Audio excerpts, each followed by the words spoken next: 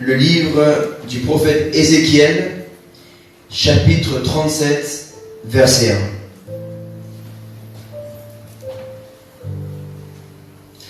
1. Livre du prophète Ézéchiel, chapitre 37, verset 1. Je lis la parole du Seigneur. La main de l'Éternel reposait sur moi, et l'Éternel m'a transporté par son esprit pour me déposer au milieu de la vallée. Celle-ci était remplie d'ossements. Il m'a fait passer près d'eux, tout autour. J'ai constaté qu'ils étaient très nombreux sur le sol de la vallée et qu'ils étaient complètement secs. Il m'a dit, fils de l'homme, ces os pourront-ils revivre? J'ai répondu, Seigneur l'Éternel, c'est toi qui le sais. Puis il m'a dit, prophétise sur ces os.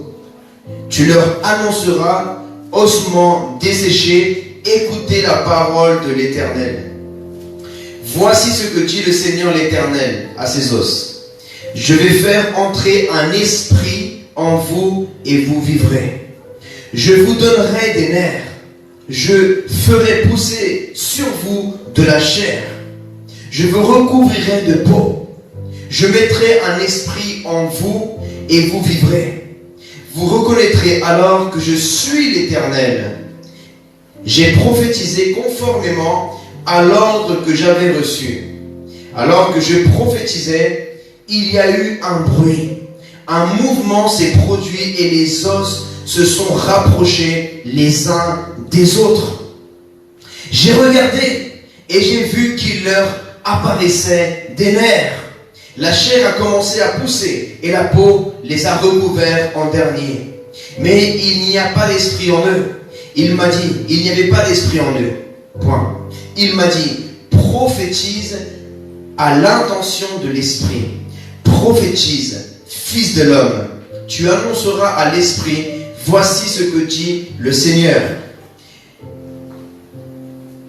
L'Éternel, esprit vient des quatre vents, souffle sur ces morts et qu'ils revivent.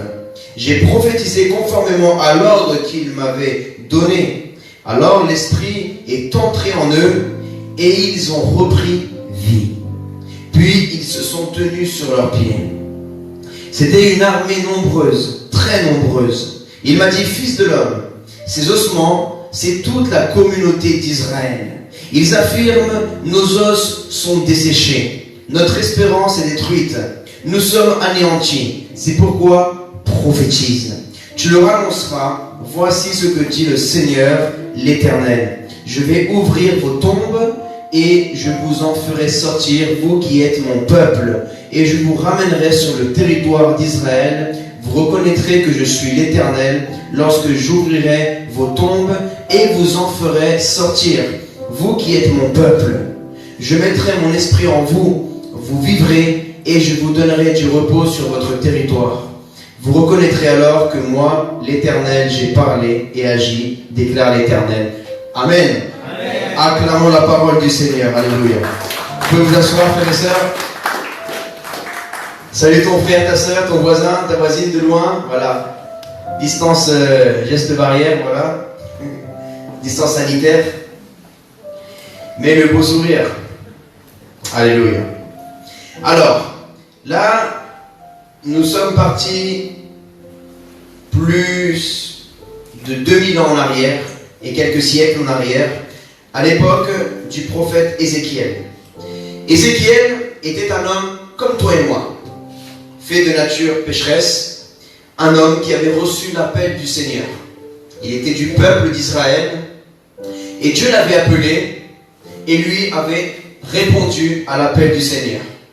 Il avait pris la décision de le suivre, d'abord en se repentant de ses péchés et en l'adorant, mais aussi en le servant, en servant le Seigneur. Donc lorsqu'on devient un serviteur de Dieu, un disciple du Seigneur, on obéit au commandement de l'Éternel. Donc, un jour, dans la vie du prophète Ézéchiel, Dieu a choisi ce moment-là. Il aurait pu choisir n'importe quel moment, mais il a estimé qu'il était prêt. Lorsque Dieu te parle, c'est parce qu'il estime que tu es prêt. Amen. Amen. Si tu sens en ce moment que Dieu te parle, c'est que Dieu qui connaît toutes choses, qui connaît ta vie, qui connaît ton passé, ton présent, ton futur, il sait que tu es prêt. Sinon, Dieu qui est Dieu et qui voit tout, qui connaît tout, ne t'aurait jamais parlé et ne t'aurait jamais dit fais cela s'il saurait que tu n'es pas capable de le faire au moment où il te demande de le faire. Alléluia. Amen. Si Dieu a parlé ainsi de cette façon à ce moment précis de la vie du prophète Ézéchiel, c'est parce que Dieu connaissait qui était Ézéchiel. S'il aurait parlé ainsi quelques années auparavant, Ézéchiel n'aurait rien compris. Ézéchiel n'aurait pas cru. Ézéchiel n'aurait pas obéi. Et parfois, lorsque Dieu nous demande de faire des choses, on ne comprend pas. On ne comprend pas parfois ce que Dieu nous demande. Mais ça s'appelle la foi et l'obéissance. Amen. L'obéissance est un acte qui manifeste ton amour pour la personne. Dans ce cas-là, nous parlons de Dieu. Et la foi est aussi un acte, mais spirituel. L'obéissance est un acte physique, mais croire est un acte d'obéissance spirituelle. Alléluia. Dieu a montré une vision, il a emmené dans l'esprit. Et il a montré au prophète Ézéchiel, comme vous avez lu avec moi, une armée morte. Mais depuis plusieurs années. Parce que pour qu'une armée soit déjà en os, c'est que ça s'était déjà passé il y a plusieurs années. La chair n'était plus. Il n'y avait plus rien, il ne restait que les os. Il n'y avait humainement plus rien à faire. Si Dieu aurait montré ça à n'importe qui, il aurait dit non mais ça va pas. On ne peut plus rien faire avec ça. C'est irrécupérable. N'est-ce pas? Même nous on parle comme ça. Non, il n'y a plus rien à faire. C'est irrécupérable. On ne peut plus rien à faire avec lui. On ne peut plus rien faire avec elle. Elle est irrécupérable. C'est un cassos. On ne peut plus rien faire avec lui. Ni avec elle. Mais Dieu peut encore faire avec toi. Amen. Amen. Ces os étaient morts à la guerre. Comme beaucoup de chrétiens.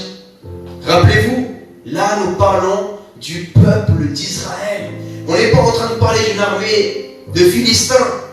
Dieu a dit que ces os étaient le peuple d'Israël. Et spirituellement, aujourd'hui, le peuple de Dieu sont les enfants de Dieu. Nous ne sommes plus que le peuple de Dieu. Nous sommes ses enfants. Il nous a adoptés par son Fils Jésus-Christ. Et nous qui étions morts, comme ces ossements, nous sommes nombreux comme une armée sur la terre. Nous sommes des millions, nous sommes maintenant, on peut passer le milliard, plus de 2 milliards sur la terre. Mais beaucoup d'entre nous dorment. Et beaucoup que Dieu a prédestinés pour les sauver, ils ne sont pas encore passés de la mort à la vie. Et ils sont pour l'instant des os. Et peut-être qu'à un moment donné de ta vie, tu as reçu l'esprit de vie qui a ramené la vie à ton âme et à ton esprit. Mais peut-être qu'au combat, tu es mort. Je ne sais pas quelle chute, quel problème, quelle épreuve tu as vécu lors de ton combat spirituel. Et tu es tombé et tu es mort à la guerre. Mort pour les autres, mais tu étais réellement vivant devant Dieu. Comme cette fille que je parlerai plus tard, que les gens disaient, elle est morte, elle est morte. Et Jésus disait, elle n'est pas morte, elle dort. Toi, tu croyais que c'était mort pour toi. Les gens voyaient ta situation et disaient, non, c'est fini pour lui. Sa vie, c'est fini. Son ministère, c'est fini. C'est irrécupérable. Il n'y a plus rien à faire pour elle. Il n'y a plus rien à faire pour lui. Elle a trop déçu Dieu. Elle est tombée trop de fois. Elle a joué avec Dieu. Il a fait n'importe quoi. Il n'a pas su valoriser. C'est mort. C'est plus qu'un sac d'os. Mais là où le monde t'appelle sac d'os, Dieu t'appelle sac de vie. Amen. Tu es rempli de la vie de Dieu. Tu dois recevoir à nouveau l'Esprit de Dieu. Tu dois renouveler ton alliance avec le Seigneur et recevoir Jésus qui est la vie. Le peuple de Dieu, les enfants de Dieu dans le monde entier, beaucoup vont à l'église mais sont morts. Ils dorment. Il faut qu'ils revivent. Mais pour cela, Dieu a besoin d'hommes et de femmes qui se laissent utiliser comme le prophète Ézéchiel et qui prophétisent sur son peuple. Lorsque nous allons dehors dans les métros, dans les rues, dehors, partout où nous allons, nous sommes en train de prophétiser. Un prophète à l'époque, c'était la bouche de Dieu. Dieu utilise la bouche d'un homme pour parler. Un prophète, une prophétesse est un homme ou une femme qui parle au nom de Dieu, qui transmet la pensée de Dieu, qui transmet ce que Dieu a à donner à son peuple. Alléluia. Comment voulons-nous que le peuple français, que les personnes du monde entier reviennent à la vie, ne restent pas des os, un ossement dans la vallée de la mort de ce monde qui mène en enfer, mais qu'ils ressuscitent et ils deviennent cette armée forte qu'ils devraient être en Dieu. Si personne ne se lève comme Ézéchiel, qui aille dans les rues et qui prophétise et qui parle, arrive à un niveau d'évangélisation où tu ne vas plus faire simplement que parler de, et même t'embobiner toi-même, de t'emmêler les pinceaux et de parler de trucs bizarres, de te compliquer. Non, prophétise la vie. Quand je vais dans un métro, je parle de la vie. Je ne me prends plus la tête à partir dans des choses compliquées. Non, les gens n'ont pas besoin de choses compliquées. Les gens ont besoin de la vie. D'être guéris physiquement, intérieurement. Il y a des gens blessés, des gens captifs, addicts, dépendants. Et c'est Jésus qui peut te délivrer. Toi aussi qui viens à l'église. Peut-être que tu viens à l'église, mais ta vie spirituelle est morte, humainement parlant, mais tu es en train de dormir devant Dieu. Mais il veut te ressusciter, il veut te réveiller. Et tu as besoin de dire, Seigneur, même si j'étais un os mort dans la vallée de cette mort, à cause d'une épreuve, à cause du découragement, donne-moi ton esprit de vie, afin que ma vie spirituelle ressuscite, alléluia. Afin que mes finances ressuscitent, afin que ma santé ressuscite, afin que mes projets financiers, mes projets professionnels ressuscitent. Tu croyais que toutes tes affaires, les business que tu faisais, ça ne marche pas. C'est la vallée de la mort. Tu as besoin de dire, Seigneur, me voici. Je vais prophétiser sur mon ministère. Je vais prophétiser sur mon foyer. Je vais prophétiser sur ma santé. Je vais prophétiser sur moi. Apprends à prophétiser sur toi. C'est une révélation, une connaissance que les gens du monde ont volé à Dieu. Aujourd'hui, ils appellent ça le développement personnel et ils se regardent dans le miroir et disent, tu es plus beau, tu vas réussir. Mais cette connaissance-là, ce n'est pas du monde, ça vient de Dieu. La parole a une puissance. Jésus l'a dit il y a 2000 ans quand ça n'existe, quand les Américains n'existaient pas et les livres de développement personnel n'existaient pas. Jésus a dit, tout ce que vous déclarez de votre bouche et vous le croirez dans vos cœurs sera fait. Parce que tout a été créé par la parole de Dieu. Mais maintenant tu peux déclarer, mais il faut que tu crois. Parce que Dieu aurait pu dire que la lumière soit, si Dieu n'aurait pas déclaré la parole avec foi, rien ne se serait passé. Peut-être que tu diras, oui, pasteur, ce que tu me dis, je l'ai déjà fait. Mais est-ce que tu crois vraiment? Lève la main si tu crois. Lève la main si tu crois que Dieu peut encore faire dans ta vie. Que même si tu es tombé, Dieu peut encore te relever. Que si tu as échoué dans l'amour, Dieu peut encore te donner une autre opportunité. Que si tu as échoué dans les affaires, dans l'université, dans les études, dans la vie professionnelle, tu peux encore réussir. Parce que l'échec n'est pas la fin. C'est un nouveau départ. Pour ce peuple, humainement, les sociologues à l'époque du prophète Ézéchiel auraient dit non. D'après mes études de sociologie, j'en déduis, d'après les statistiques et d'après les analyses que nous avons pu réaliser, c'est fini. Il n'y a plus rien à faire avec cette armée. Elle a été vaincue. Les gens, même les plus grands sociologues peuvent analyser ta vie, la société, mais ils ne s'attendent pas au surnaturel de Dieu. Ils ne s'attendent pas au surnaturel de Dieu. Même des professionnels peut-être même sont venus voir ton entreprise, ils ont fait une analyse de ton entreprise, de bilan, des finances, ils ont dit non, ça va, il faut. Mais si tu crois, Dieu peut encore faire. L'analyse du monde n'est pas l'analyse de Dieu, parce que l'analyse du monde a le regard humain, mais l'analyse de Dieu a un regard spirituel. Et ça, je peux citer plusieurs hommes dans la Bible, ou si tu aurais ramené n'importe quel professionnel de Wall Street, ou même n'importe quelle personne, il aurait analysé, il aurait dit non, pour lui c'est fini. Je peux te citer des gens comme Moïse, des gens comme le roi David, des gens comme l'apôtre Pierre, des gens qui ont commis des erreurs comme vous et moi. Et humainement, c'était fini. Ils étaient dans la vallée de la mort, il n'y avait plus rien à faire pour eux. Mais Dieu est venu les visiter.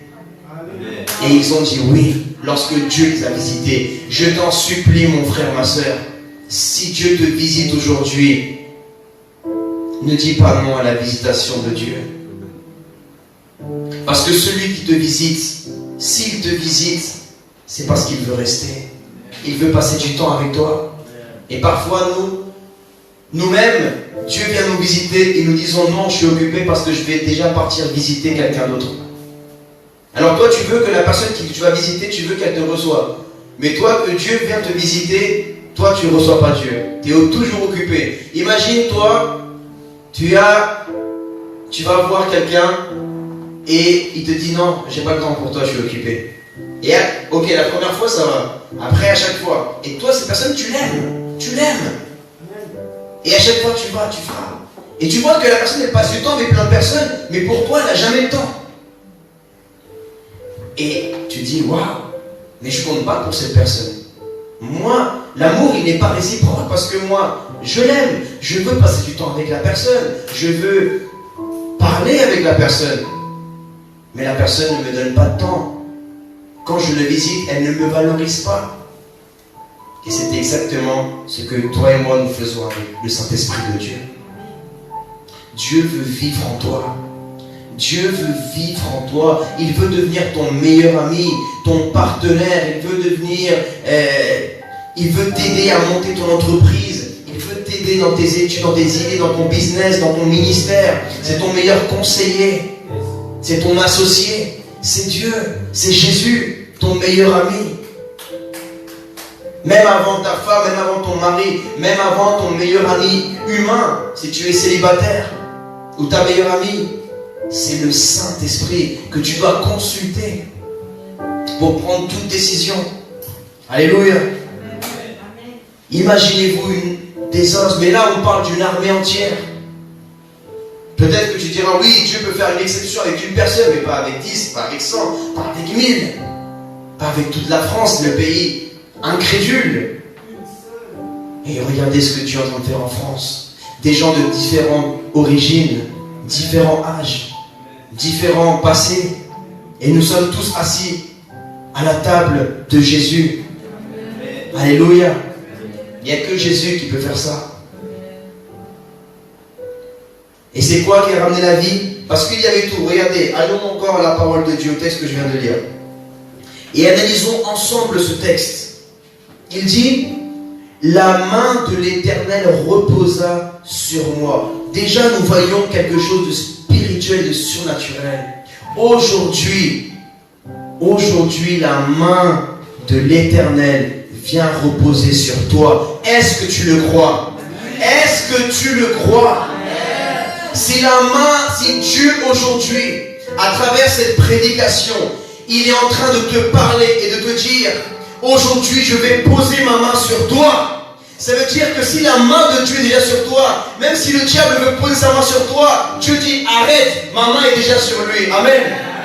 La main de Dieu est sur toi. Le diable ne peut pas poser la main là où il y a la main de Dieu. Alléluia.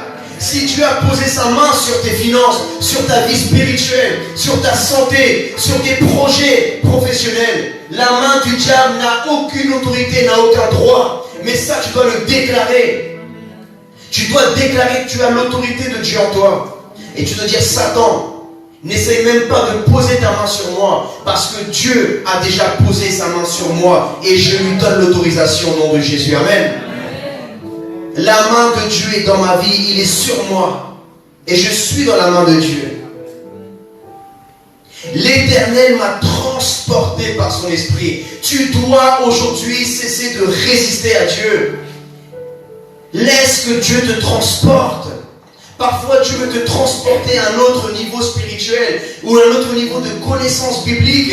Et toi, tu ne te laisses pas. Tu ne te laisses pas transporter. Quand Dieu veut te porter, tu ne te laisses pas porter par Dieu. Mais par contre, lorsque vient la vague de péché, lorsque le diable vient te porter pour t'emmener en boîte de nuit, là, il n'y a même pas besoin de te porter. Là, pour aller en soirée, il n'y a pas besoin de te porter. Pour aller boire un mojito, une bière, là, il n'y a pas besoin de te porter. Pour aller écouter la musique du monde, là, il n'y a pas besoin de te porter, tu ne résistes pas. Oui, j'arrive, je paye ma tournée. C'est moi qui invite. Mais quand c'est Dieu qui veut te porter pour aller à l'église, non, ne me transporte pas. Quand Dieu veut te transporter à un autre niveau de prière, qu'il te réveille le matin, avec le prétexte que tu dois aller à la cuisine pour manger ou boire quelque chose ou aller au petit coin, tu ne discernes pas que c'est le Saint-Esprit qui te réveille doucement parce qu'il veut passer du temps avec toi. Il veut te transporter à un autre niveau de hauteur spirituelle. Que tu voles comme un aigle dans le monde spirituel. Parce que quand il te transporte par son esprit, imaginez-vous là tout de suite, là, même s'il y a une guerre, que j'avais parlé la dernière fois, de la hauteur que peut voler l'oiseau qui vole le plus haut, c'était 11 km. Donc 11 000 mètres. C'était, bon, c'est pas un animal qui caractérise beaucoup le positif, c'était un vautour. C'est les vautours. Mais après, c'est les oies. Imaginez-vous que des aviateurs, des pilotes d'avion ont déjà croisé des vautours à 11 000 pieds, à 11 000 mètres d'altitude. Mais je vous dis, même s'il y a la 3e guerre mondiale sur la Terre, là, eux, ils ne sentent même pas. Parce que même les avions de guerre, ils ne volent pas à cette hauteur. On peut s'envoyer des missiles dans tous les continents, où il peut y avoir même des tsunamis, des tremblements de terre, même des tonnerres. Ils ne sentent rien, parce que même il y a des nuages. Est-ce que ceux qui ont déjà pris l'avion, vous voyez qu'il y a des moments où même, là en bas, il y a les orages et il y a la pluie, et tu passes les nuages, et après, il y a le soleil, et il n'y a rien. C'est beau. Et tu te dis, c'est bizarre ça. Là, en haut, il n'y a rien, et en bas, il y a des nuages, il y a la pluie et les tonnerres. Parce qu'il y a un niveau où le monde ne peut plus t'atteindre. Où les difficultés peuvent atteindre ton corps, mais pas ton âme ni ton esprit. Amen. Mais pour cela, il faut que tu décolles dans ta vie de prière, dans ta pensée spirituelle. Il y a des personnes qui peuvent vivre la même difficulté que tu vis. Toi, tu es en train de mourir, tu pleures, tu es déprimé. Eux, ils sont là souriants. Ça va, frère, ça. Je dis, mais lui, il déjeune quoi le matin, lui? C'est Jésus. C'est Jésus. Il déjeune la prière. Il déjeune la Bible. Alléluia. Deux personnes peuvent vivre la même situation. Mais la différence, c'est qui est ton refuge. Est-ce que tu te réfugies dans les séries télé, dans les séries? Tu t'enfermes chez toi, dans ton lit, tu ne veux plus sortir, tu ne réponds plus à personne. Tu t'enfermes, tu te réfugies dans l'alcool, dans les voyages, dans les boîtes de nuit, dans les copains, dans les copines, ou tu te réfugies en Jésus, dans la prière, dans la Bible, dans l'évangélisation. Moi, un jour, j'ai pris la décision. Je ne vais pas me laisser abattre et peu importe les difficultés, je vais me réfugier en Jésus. Je vais faire ce que le diable ne veut pas que je fasse. Parce que quand le diable t'attaque, si ton ennemi t'attaque, pose-toi la question, pourquoi il t'attaque? Pourquoi il va t'attaquer? Si tu sens que tu es combattu dans ta vie personnelle, dans ta spiritualité, tu aimerais te rapprocher de Dieu, mais tu n'arrives pas, ce sont comme des blocages spirituels, découragement, paresse. Tu sens le péché est trop fort, tu veux prospérer dans le milieu professionnel, tu sens des blocages dans tes études, dans ta vie amoureuse, sentimentale, dans ta santé. Une attaque. Mais pourquoi? Quel est le but de l'ennemi? Quel est le but d'un ennemi que l'attaque? C'est de te vaincre, de t'abattre. Alors, connaissance numéro 1, tu ne dois pas te laisser abattre. Amen. Dis à ton voisin, ne te laisse pas abattre. Parce que c'est ce que le diable veut. Ça veut dire que toi, écoutez-moi bien, toi, tu vas donner à ton ennemi ce que lui il veut, alors que lui, il est en train de t'attaquer. Au lieu de donner à Dieu ce qu'il veut, qui lui est avec toi, c'est ton allié. Parce que tu as une alliance avec lui. Vous êtes là? C'est qui ton allié? Alors, donne à Jésus ce qu'il te demande. Jésus te demande de persévérer jusqu'à la fin. Mais donne-lui à lui. Mais le diable te demande quoi? De lâcher l'affaire, d'abandonner. Et toi, au lieu de faire ce que ton allié te demande, ton Seigneur, ton Dieu, de persévérer, de te battre, de ne pas lâcher l'affaire, toi tu vas dire non, c'est trop dur, j'ai trop de combats, je lâche tout. Et le diable dit merci, c'est très bien. Lâche l'église, lâche la Bible, lâche la prière, lâche tes amis chrétiens. Retourne en boîte de nuit, retourne avec tes copains du monde, retourne dans la musique du monde, dans les clips du monde, lâche la louange, lâche les prédications, lâche, tu ne sers à rien et toi tu crois les mensonges du diable. Vous savez que quand Dieu a montré ça à Ézéchiel, Ézéchiel avait il y avait la parole de Dieu et la pensée de Dieu, mais il y avait aussi la voix du diable et la pensée humaine de la chair. Alors Dieu parle et il dit, tu vois ces os-là, je peux les ramener à la vie. Et la chair elle dit, non, c'est impossible, ne sois pas trop naïf. Alors là, il a pris une décision. Il a dit, tais-toi, incrédulité. Répète avec moi, tais-toi, incrédulité. Tais-toi, incrédulité. Je vais croire Dieu. Et je vais croire en Dieu. Parce qu'il y a une différence entre croire en Dieu et croire Dieu. Beaucoup de chrétiens croient en Dieu. Tous les chrétiens croient en Dieu. Oui, croire en Dieu, c'est croire qu'il y a un créateur. Maintenant, croire Dieu, ça veut dire que toi, tu crois qu'il y a un créateur et que ce créateur, tu dois croire ce qu'il est en train de te dire. Moi, je n'aurais jamais cru, humainement, que Dieu pouvait faire de moi son serviteur. Je ne me sentais pas capable. Même aujourd'hui, malgré que je ne me sens pas capable, j'agis par la foi et je continue de lui obéir parce que je crois ce qu'il m'a dit. Amen. Et le pasteur Carlos est une preuve vivante. Quand il a commencé à prêcher en français, il ne parlait pas, il n'a pas grandi en France, il a grandi en Colombie. Et quand je lui dis, pasteur, le week-end prochain, c'est toi qui prêches. Ah, il m'a dit, pasteur, laisse-moi prêcher en espagnol. J'ai dit, pasteur, Dieu veut t'utiliser aussi dans la francophonie. Amen. Et là, il y avait sa chair qui disait, est-ce que je vais réussir? Les gens, est-ce qu'ils vont comprendre?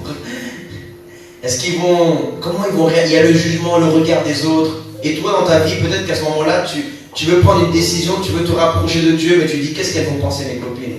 Qu'est-ce qu'ils vont penser mes potes? Et s'ils ne veulent plus être mon... Et si je perds mes amis, qu'est-ce que je vais avoir comme nouveau pote? J'ai du mal à me socialiser avec les gens, j'ai du mal. Mais fais confiance à Dieu.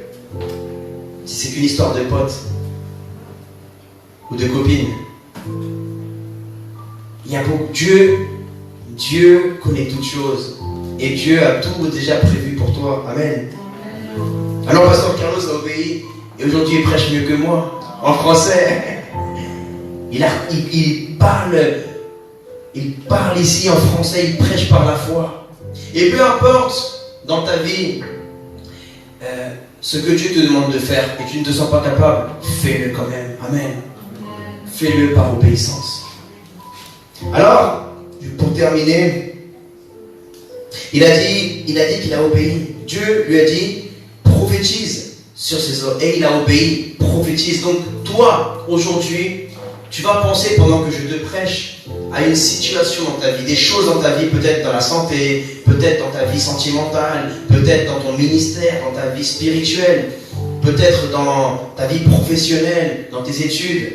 Et si tu vois qu'il y a des choses que tu n'as pas l'argent pour payer les études que tu dois faire, tu n'as pas d'argent pour emménager, tu as des projets mais tu n'as pas l'argent, tu vas prophétiser. Amen. On va le faire ensemble. On va prophétiser ensemble. Et vous allez voir cette semaine qu'il y a quelque chose que tu vas faire, un miracle. Et vous allez témoigner la semaine prochaine. Amen.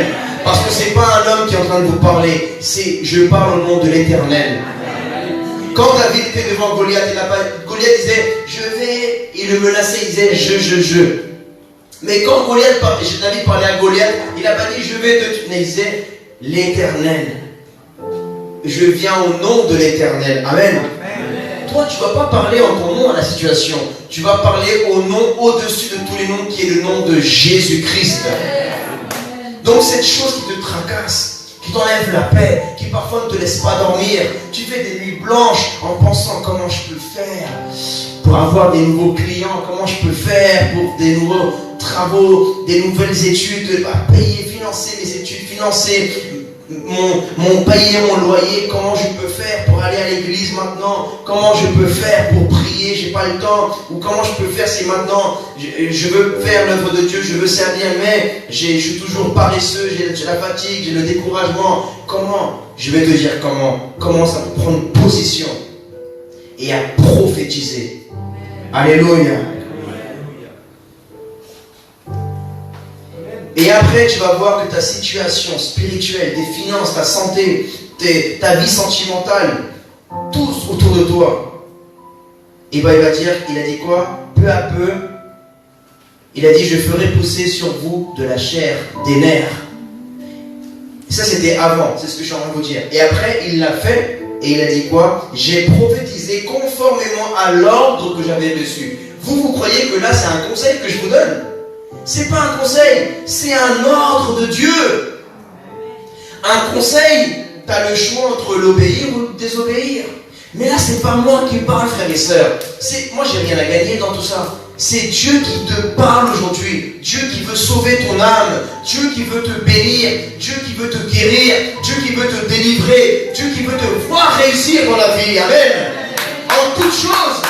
Et tu ne vas pas laisser que le diable te fasse croire, non, c'est mort, je resterai un os pourri. Tu ne vas pas pourrir, tu vas vivre. Et une fois que toi tu étais un os pourri, que tu es vie, tu vas maintenant prophétiser sur ton voisin qui a vécu les mêmes choses que toi. Et tu vas lui témoigner que tu étais un os sec et que maintenant tu es un corps vivant, que tu as des nerfs, que tu as une chair, mais surtout que tu as l'esprit de vie. Amen. Amen. Pour ceux qui disaient, non, je prends l'exemple de Pasteur Carlos avec tout le respect, Pasteur. Imaginez-vous, pour ceux qui disent, non, je ne peux plus reprendre l'école. J'ai 20 ans, j'ai 30 ans, j'ai 40 ans, je ne peux plus reprendre l'école. J'ai été un mauvais étudiant, j'arrive jamais. Je ne vais pas réussir. Ou même je vais encourager, même je m'encourage moi, passer le permis. Tu dis, non, j'arrive pas. À chaque fois que je vais au code, je m'endors. Chaque fois que je tiens pas, je me motive quelque temps et puis après je lâche l'affaire. Dans les études, dans la vie, parfois tu es comme ça peut-être. Pasteur Carlos, dans son passé loin de Dieu, il n'a pas été une personne qui aimait faire les études, qui avait cette capacité de concentration, qui avait cette capacité de pouvoir être constant. Mais une fois qu'il a donné sa vie au Seigneur, le vieil homme est mort. Amen. C'était un nouveau Carlos. Amen. Et ce nouveau Carlos a fait des études, une formation dans le métier qu'il exerce aujourd'hui. Et ce nouveau pasteur Carlos a pris une formation de combien, pasteur? 1 an. Tu es allé à l'école. Tu avais déjà de la trentaine. 35 ans. Refaire des études à 35 ans quand tu as une femme et des enfants. C'est pas fini pour toi. Amen. Et après, il fallait passer le permis. Et il l'a fait tous les jours. Il y allait, il persévérait, il le faisait. Parce qu'il a cru la promesse de l'Éternel. Alors que le diable lui disait, tu ne pourras pas réussir tes études de plomberie. Je fais la pub, pasteur, au cas où s'il y a des gens qui me fuient chez eux, pasteur Carlos à domicile. D'accord? Si vous avez des soucis, vous savez que Pasteur Carlos est plombier dans ses heures perdues. Donc, ce que je veux dire par là, c'est que peut-être que dans ce que tu te demandes de faire, tu n'as jamais été bon. Tu dis, mais moi, j'ai jamais été bon pour parler. Tu vois que moi, j'étais fort pour parler? Non. Je ne savais pas comment m'exprimer, je ne m'exprimais pas, je ne savais pas comment parler. J'aimais pas parler devant des gens, j'étais quelqu'un que... Non, parle-toi, pas moi. Toujours, vas-y toi, pas moi. Comme Moïse a fait avec Aaron. Mais un jour, il faut que toi, tu prennes, tu ne donnes pas ton hérite. Il faut que ce que Dieu a pour toi, tu l'acceptes. Amen. Sinon, ce que Dieu allait te donner à toi, il le donnera à quelqu'un d'autre qui même n'est pas à l'auteur comme toi, mais qui lui a cru. Et que lui a eu un cœur. Et ça prouve aussi la soumission à Dieu. Dire, Seigneur, tout comme lui, je ne sais pas comment faire, je ne sens pas moi aussi, mais si tu me le dis, je vais t'obéir. Amen. Et il y a des choses que tu voulais faire, mais que quand tu les passes par le filtre de la présence de Dieu, tu sens de plus faire pareil. Moi, par exemple, souvent on me pose la question, oui, mais Sémaïas, est-ce que c'est ton vrai nom? Non. Sémaïas, ça vient de l'hébreu, ça veut dire Shemaïa. Shema qui vient de l'hébreu qui veut dire écouter, entendre. Et Yah qui vient de Yahweh. Donc, Yahweh, entend ou entendu par Yahweh. Et au début, j'ai commencé par la musique. Et j'ai commencé à faire de la musique pour les jeunes des quartiers, à faire du rap pour leur apporter l'évangile. Et au fur et à mesure, j'ai fait, mais je ne pensais jamais devenir prédicateur ni évangéliste, et encore moins pasteur, et encore moins m'occuper d'un orphelinat, et encore moins encourager les gens à aller à l'école, parce que moi-même, je n'aimais pas l'école avant. Et mes frères et sœurs sont témoins. Ils sont là. Mais aujourd'hui, vous avez vu comment je suis derrière vous, fais l'école biblique, limite je suis devenu un harceleur, j'harcèle les gens. Tu devrais faire l'école biblique. Maintenant, oh non, pas ça, c'est ma vie, on l'esquive là, il va nous dire de faire l'école biblique. Alors qu'avant moi-même, je fuyais les cours, je ratais les cours et maintenant, moi-même, j'ai fait une école biblique. Amen. Et maintenant même, je continue encore à faire les études de la parole de Dieu. Je ne m'arrête pas là. Je vais faire moi aussi avec vous. Je vais continuer à aller plus loin.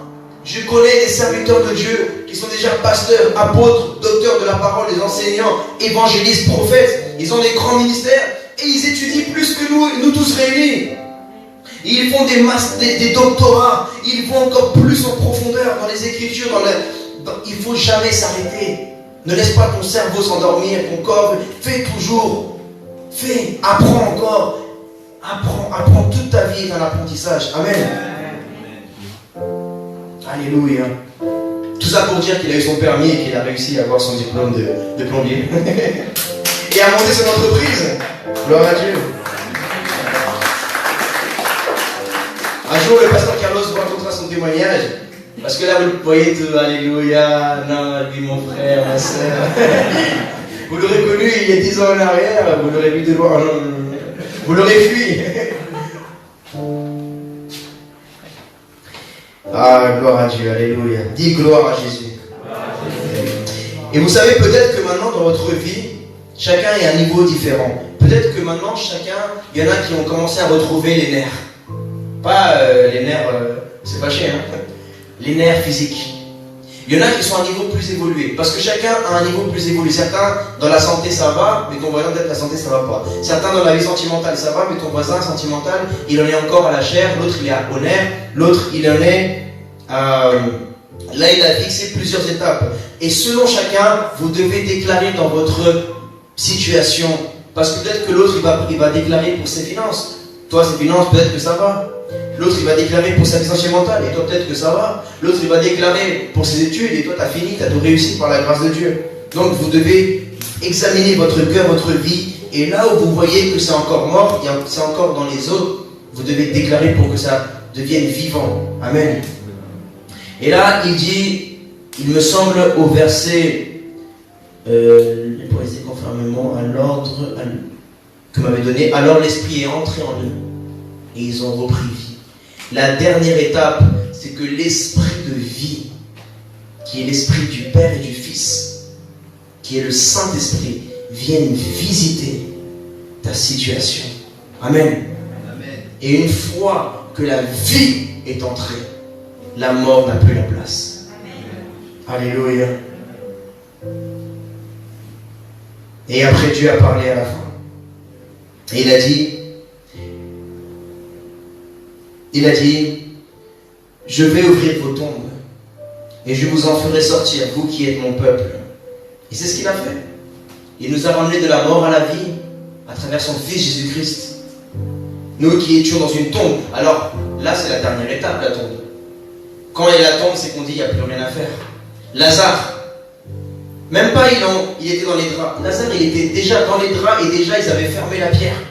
Ça, c'est pour dire, il y en a dans ta vie, eux-mêmes ils t'ont déjà condamné, ils t'ont déjà mis dans un tombeau, ils ont fermé la porte, ils ont dit non, lui, il ne va jamais réussir, c'est fini pour lui, c'est fini pour elle. Laisse que Jésus vienne. Il va ouvrir la porte, la pierre, il va la rouler la pierre. Après, il va parler comme il parle aujourd'hui. Et ton âme qui était morte, ton esprit qui était mort, il va revenir à la vie. Et il va dire, sors Lazare. Et l'homme de Dieu qui est en toi, le serviteur de Dieu qui dormait en toi, se réveille aujourd'hui au nom de Jésus. Amen. La femme de Dieu, la servante de Dieu qui dormait en toi pendant des années se réveille aujourd'hui au nom de Jésus. Au nom de Jésus. Moi, mon esprit, il a dormi pendant 19 ans. Pendant 19 ans. Et mon ministère, il a dormi aussi parce qu'après que tu te convertis, j'ai mis encore longtemps à être consacré pasteur. Après ma conversion, j'ai mis 6 ans à être consacré pasteur. Ça veut dire que quand en 2010, mon esprit est venu à la vie, ma nouvelle naissance, je me suis repenti, j'ai donné ma vie au Seigneur. Mais après, je me suis formé. Mais je n'étais pas mon esprit de pasteur, de tout ce qu'on va devenir plus tard. Ça dort et tu dois le réveiller. Mais parfois, tu dois secouer, tu dois être violent, tu dois faire, tu dois déclarer. Et je me suis battu, j'ai déclaré. Dans ma vie, je ne voulais pas que le diable continue à me faire perdre des années de ma vie. Et je crois que toi non plus, tu ne veux pas que le diable continue de se moquer de toi. Qu'il continue à te faire perdre des années. Tu as trop perdu de temps. Dis à ton voisin, le diable t'a fait perdre trop d'années. Il est temps que tu répondes à l'appel de Jésus. Alléluia. Alors je vais appeler le groupe de louange ou bien la sœur, s'il vous plaît, pour la louange. Je vais vous demander de vous lever, mes frères et sœurs. Et là, le Seigneur lui dit, j'ouvrirai vos tombes et vous en ferai sortir. Dieu va te faire sortir de la prison où tu es, du moment difficile où tu es. Il va te faire sortir de là, de cette tombe, de ce lieu sans lumière, parce que lui qui est la lumière, il va venir éclairer tes pensées, ton cœur, ton âme et toute ta situation. Alléluia. Je vais demander d'éteindre un petit peu la lumière, de faire comme tout à l'heure. Alléluia. Afin que nous puissions vraiment ne pas regarder les uns les autres. Ne regarde pas ton frère, ta soeur. Ne regarde pas l'os qui est près de toi. Regarde à Jésus. Amen. Amen. Ferme tes yeux. Et avec vos yeux fermés, je vais lire le passage de Matthieu chapitre 9, verset 18. Ferme tes yeux, commence à te connecter au Seigneur. Tandis qu'il leur adressait ces paroles, un chef arriva, se prosterna devant Jésus, et dit, ma fille est morte il y a un instant, mais viens, pose ta main sur elle, et elle vivra. Jésus se leva. Jésus quoi? Jésus se leva. Toi aussi, lève-toi. Et il le suivit avec ses disciples. Suis Jésus. C'est alors qu'une femme qui souffrait d'hémorragie depuis 12 ans, non pas depuis 1 an, non pas 2, 3, 4, mais depuis 12 ans. Peut-être que toi aussi, ça fait des années et des années que ça dure. Et aujourd'hui, tu dois suivre Jésus, le croire et devenir un vrai disciple. Et que sous ce qui coulait dans ta vie, tu puisses fermer la porte. Et maintenant, dire à partir d'aujourd'hui, je n'aurai plus d'hémorragie de sang. Elle s'approcha par derrière et toucha le bord de son vêtement. Tu dois t'approcher de la présence de Dieu. Tu dois bousculer la spirituelle, bouscule la fatigue, bouscule la paresse, bouscule le découragement, bouscule l'incrédulité, bouscule tout ce qui t'empêche de te rapprocher de Jésus. Étends ta main, fais le possible que tu peux. Étends ta main, dans l'adoration ce soir, lève ta main et dis Seigneur, je veux toucher le bord de ton manteau. Répète avec moi, Seigneur Jésus, comme une armée église, Seigneur Jésus, je veux toucher le bord de ton manteau. Fais un miracle dans ma vie. Je t'en supplie. Regarde mon affliction. J'ai besoin de toi, Seigneur. Continue les yeux fermés, dis-lui. J'ai besoin de toi, Seigneur. Ensemble, l'église, j'ai besoin de toi, Seigneur. Jésus, j'ai besoin de toi, Seigneur. Jésus-Christ, je vais toucher ton manteau. Je veux toucher ton manteau. Jésus-Christ, ensemble, je veux toucher ton manteau. Jésus-Christ, je veux toucher ton manteau. Jésus-Christ, je veux toucher ta gloire, dis-lui. Je veux toucher ta gloire. Jésus-Christ, je veux toucher ta gloire. Je veux toucher ta gloire. Jésus-Christ, tu fais un miracle dans ma vie. Fais un miracle dans ma vie. Jésus-Christ, fais un miracle dans ma vie. Fais un miracle dans ma vie. Jésus-Christ, élève ta voix et dis toi, Jésus-Christ, fais un miracle dans ma vie. Jésus-Christ, fais un miracle dans ma vie. Jésus-Christ, encore église plus haut, fais un miracle dans ma vie. Jésus-Christ, fais un miracle dans ma vie, Jésus. Fais un miracle dans ma vie. Jésus-Christ, ensemble église, ensemble église, ensemble. Fais un miracle dans ma vie. Jésus-Christ, fais un miracle dans ma vie. Fais un miracle dans ma vie. Jésus-Christ, encore une fois, fais un miracle dans ma vie. Appelle le surnaturel dans le naturel, encore. Fais un miracle dans ma vie.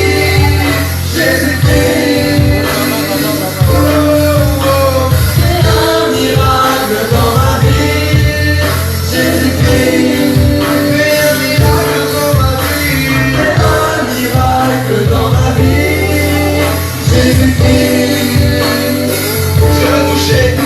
je veux toucher ton vêtement. Jésus-Christ, je veux toucher ton vêtement. Je veux toucher ton vêtement. Jésus-Christ, je veux toucher ton vêtement. Je veux toucher ton vêtement. Jésus-Christ, ramène-moi à la vie. Ramène-moi à la vie.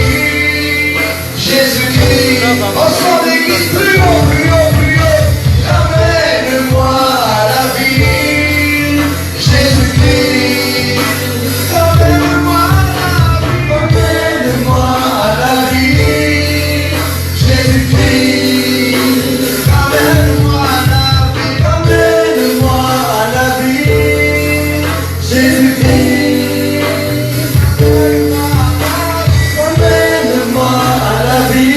Unis-toi devant le Seigneur ce soir. Pose tes genoux par terre et dis-lui, ramène-moi à la vie. Jésus-Christ, ramène-moi à la vie. Jésus-Christ.